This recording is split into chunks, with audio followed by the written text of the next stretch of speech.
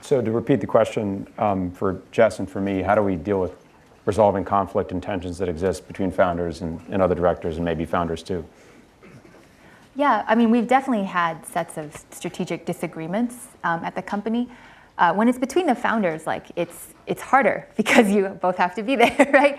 If it's from a new executive you're going to hire, you can actually screen for a lot of those things. Like if they say, "Hey, I think the direction of the company should be this," and you're like, "Wait, we don't want to become, we don't want to carry inventory and ship stuff to our Polyvore members." You can screen for that ahead of time, but when it's with the founders, that's a little bit more difficult. At the end of the day, I think you have to be on the same page to the rest of the company, right? So you have to have a unified front. One thing we've tried is, and this doesn't really happen that often, but like, what's an example? Maybe how, when we were earlier days, like how we were going to make money, we sort of set a time window on these things. Like, all right, we don't necessarily agree about whether we should sell virtual goods to our users or sell advertising on the site, but we're going to pick one, and that might be influenced by who's actually going to spend the time to work on it. And then give ourselves a window to prove that out as in that, within that window of time. And that, at least there's an agreement around that. And then after that point, you can go back and like, all right, we totally failed at this. Like, what do you want to do now? Let's go back or let's continue. You can sort of reevaluate it, but to give yourself that framework, I think is one way to solve it.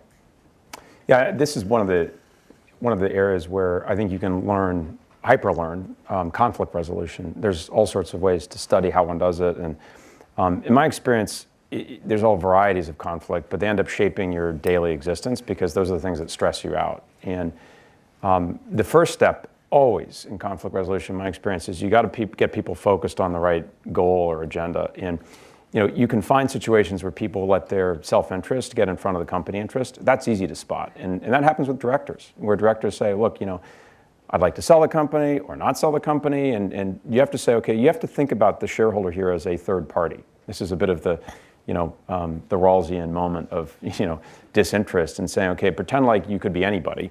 What's the right thing for the company? And getting someone to focus beyond themselves to that higher good can really be an antiseptic for most of the problems that emerge. The bigger issues in conflict, I think, come up between executives that are peers. And this is a routine problem where engineering wants X, product wants Y, sales wants Z. And a lot of what we do in working with the CEO is to help them be the hinge between those executives. And there's this moment that occurs in a great executive team where they feel shared interlocking objectives. And when you see that, it's like a soccer team moving in perfect flight. You say, something special happened here. So it's rare. And when you don't see it, you say, okay, well, you guys got to get on the same page. And it's very clear from this board meeting, you've got conflict that's, being talked about, but a lot of it not talked about, where there's passive aggressiveness. And so by trying to get the foreground more clear and saying, these are the things we're committed to beyond ourselves. Here's how I have to be successful by making that other person successful, and here's what they have to do to make me successful. They're interlocking dependencies. You start to move above the two individuals going at each other's throat. But it sort of defines our existence, and so there's not a single answer I can give other than you can study it and study it aggressively, and I think it serves you well.